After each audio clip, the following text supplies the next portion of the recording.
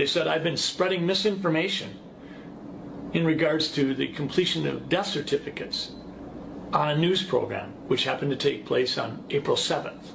And you could find that one. It was with Chris Berg if you wanted to. And the other allegation was that I provided reckless advice in my willingness to compare COVID-19 and the flu. When I got this letter, I was ticked. And quite frankly, I leaned into the comfort and wisdom of my family to help them, let them talk me off the cliff. But doggone it, if this can happen to me, my view is it could happen to anybody. I mean, I've been a family doc for 40 years.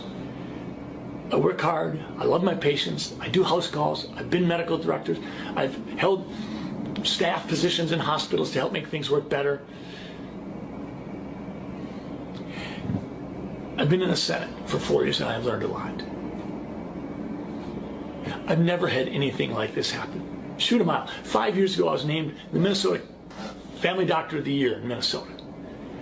And I get this because a couple people complained and I don't get to know who those people are. I don't know if they're routinely in a political camp, if they're activists. I've gone online and looked at what it takes to complete a complaint that the Board of Medical Practice has to follow up on. It's a one-page deal. You can say what you want. You could be a huge donor for the other party, and I wouldn't get to know it. I wouldn't get to know if you live in my district. I don't get to know anything. I checked. So here I am. I've spent the better part of the last 6 days preparing a response. I understand how important the work is that the Board of Medical Practice does. I mean, physicians do screw up. Two of the big areas where physicians mess up is inappropriate sexual behavior, inappropriate self-medicating, certainly with opiates. But this is an odd position for me to be in, and I am just stunned. But I should have seen it coming, because I saw the threats on social media. I've seen them for the last 2 or 3 months. I've seen them come from physicians. I've seen them come from people in all walk of life. They didn't agree with me. They didn't like it, that I was trying to provide some context for the flu, for COVID-19. We've had some 35,000, 40,000 cases of COVID-19 in Minnesota thus far. According to the Department of Health people, that might translate into 10 times that many. And if it does translate into 10 times that many, that's 350,000 cases. But in 2018, we had more than 500,000 Minnesotans with the flu. When I say that, am I recklessly giving you advice regarding COVID-19 and the flu? Dr. Anthony Fauci has come out and compared them all the time. Dr. Mike Osterholm has. In terms of the death certificates, on April 3rd, I got an email from the Department of Health that said very clearly that we should report COVID-19 on death certificates if it is assumed to have caused or contributed. Well, that's not how we do death certificates. The official ICD-10 coding for April 1st, 2020 through September 30th, 2020, during the time frame in question, says this: if the provider documents suspected, possible, probable, or inconclusive COVID-19, do not assign U07.1, which is COVID-19 disease. It says, assign a code explaining the reason for the encounter, such as fever, or a cough, or shortness of breath. That's what the official instructions say. So I get this on April 3rd. I end up inadvertently, sort of accidentally, running it up the flagpole with Chris Berg on April 7th. And what happens? The Department of Health, a few days later, comes out with a clarification. And then a few weeks later, they come out with another clarification. And I appreciate it. Fact of the matter is, I'm proud of the Department of Health in Minnesota for saying we are not going to list non-confirmed cases as deaths in Minnesota. We are going to put an asterisk by them, and we'll follow up on those later. But that's not what Pennsylvania was doing. That's why they had to subtract 200 patients from their COVID-19 death count. Colorado did the same thing. New York went the other direction. New York said, we're having more deaths in a certain period than we normally have, so those deaths must be COVID-19. We just didn't pick them up. So never mind the testing. We're adding 3,700 to our total, and oh, well, that does increase our total by 50%. So I'm in the position where I have to explain that I wasn't spreading misinformation. And I'm not being reckless when I talk about COVID-19 and influenza both being single-stranded RNA viruses that are respiratory in nature with similar symptoms and can be spread through particulate matter and aerosol transmission. I've got an 8-page document that I put together for the Board of Medical Practice, and let me be clear. They do important work, and I'm going to fully cooperate with them. I also have some 70 pages of attachments, and in the attachments, I've got the Pennsylvania Department of Health slashing their numbers by 201. I've got the Department of Health in Illinois, where one of the directors says that just because we put COVID-19 down on the death certificate as cause of death, that doesn't mean the patient died of COVID-19. She said that. Dr. Fauci, when he talks about influenza, he was the lead article in this New England Journal article, and he said this: if one assumes that the number of asymptomatic or minimally symptomatic cases for COVID-19 is several times as high as the number of reported cases, the case fatality rate may be considerably less than 1%. This suggests that the overall clinical consequences of COVID-19 may ultimately be more akin to those of a severe seasonal influenza. That was Dr. Fauci. And, oh, by the way, one of the contributing authors was Dr. Robert Redfield, the head of the CDC. Dr. Osterholm is a well-regarded epidemiologist, and he was saying this in the middle of March. He said, the flu has become a pandemic more than once and has killed millions of people. It still exists today. Unfortunately, we now have on our hands something else, but it's caused by coronavirus, which is acting very much like influenza. Folks, do I feel targeted? Yeah, I do. Do I know who my accusers are? No, I don't get to know. Could I be disciplined by the Board of Medical Practice? Well, sure I can. There's 2 allegations they're investigating.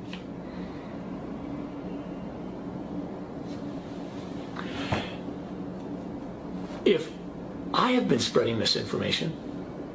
Fellow Ghanaians, please listen to this extract from the Rockefeller Foundation article. It's actually on the website, a PDF document, and this is the outline. 1. Hypothesize a simulated global outbreak. Required steps, various phases, overall timeline, and expected outcomes. Rockefeller Lockstep 2010. Create a very contagious but super low mortality rate virus. To fit the needed plan. And they have SARS/HIV hybrid research strain. So you see, it is not a purely viral thing. It's a hybrid research strain created at Fort Detrick Class 4 lab from 2008 to 2013 as part of a research project to find out why coronavirus spread like wildfire in bats but have an extremely hard time infecting humans, hence the 4 HIV insects, also known as the missing key to infect the humans, ACE2 receptor in brackets. Create a weaponized version of the virus with a much higher mortality rate as a backup plan, ready to be released in phase 3, but only if needed.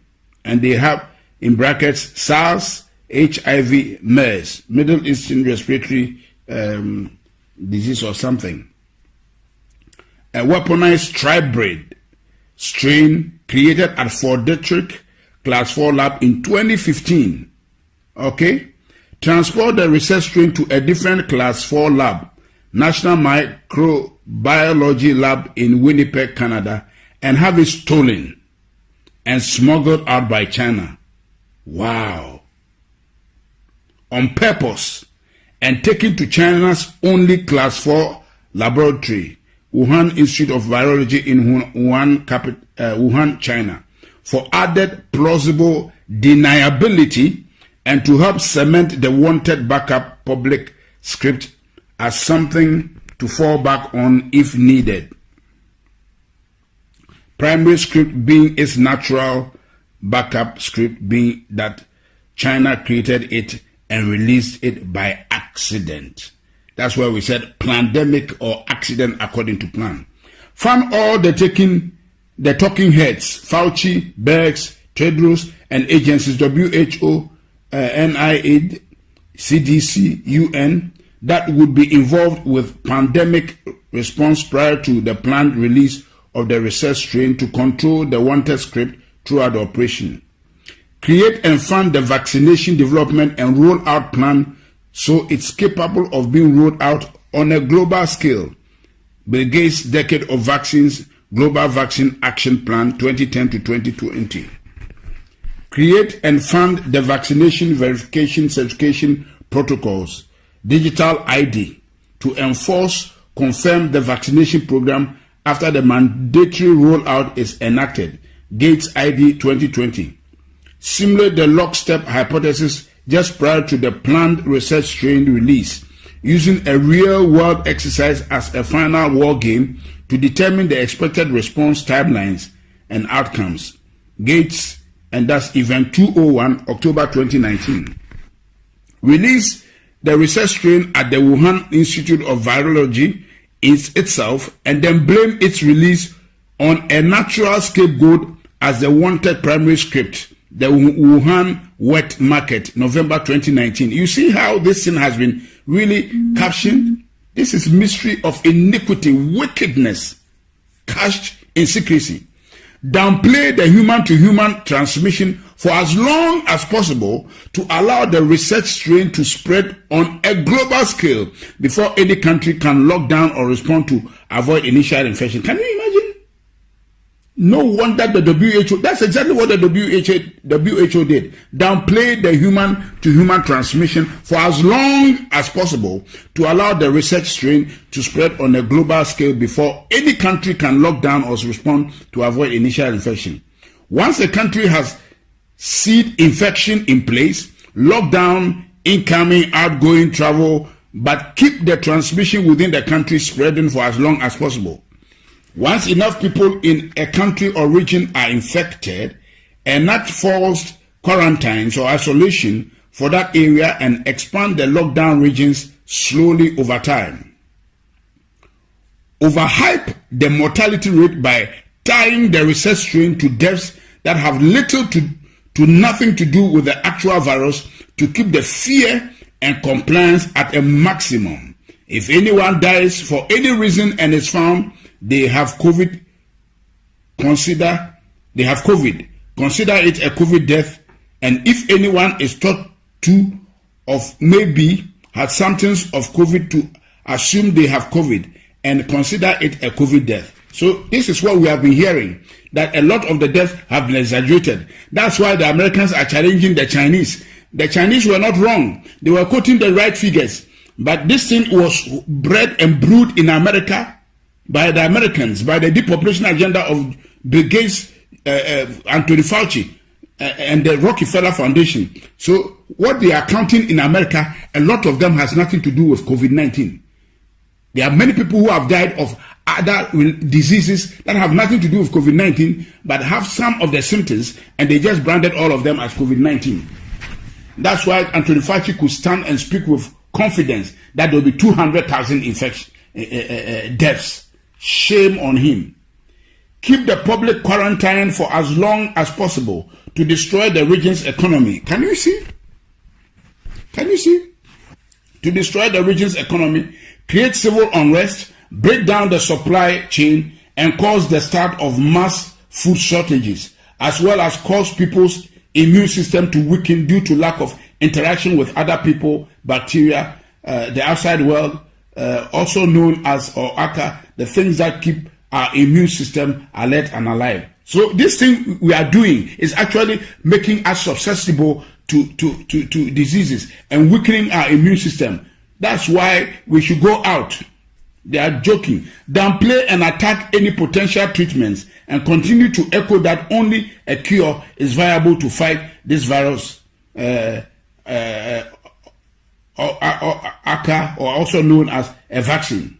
Continue to drag out the quarantine over and over and over again in 2-week intervals. Causing more and more people to eventually stand up and protest or defy them. Eventually, God have mercy. Eventually, end the phase 1 quarantine once they get enough public pushback around June 2020, and publicly say that they still think it is too early to end the isolation, but are going to do it anyways.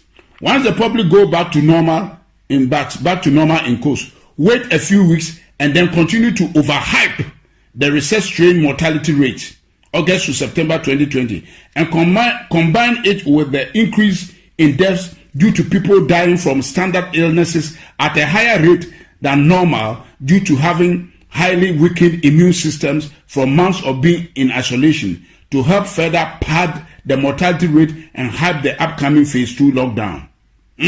So there's a phase 2 lockdown they are planning. Eventually enact phase 2 quarantines October to November on an even more extreme level and blame the protesters, mostly people who don't trust their government already, for the cause of the larger second wave. We told you so. It was too early. This is all your fault. Cause you needed a haircut. Your freedoms have consequences. Enforce the phase 2 quarantine at a much more extreme level, increasing the penalty for defiance. Replace fines with jail term. Deem all travels as non-essential. Increase checkpoints, including military assistance. Increase tracking, tracing of the population. Mandatory apps. Take over control of food, gas, large-scale shortages so that people can only get access to essential products, services if they are first given permission. Keep the phase 2 lockdown in place for a much longer period of time than the phase 1 lockdown, continuing to destroy the global economy, further degrade the supply chain, and further amplify the food shortages and alike. Quell any public outrage using extreme action and force, and make anyone who defies them appear as public enemy number 1 to those who are willing to submit.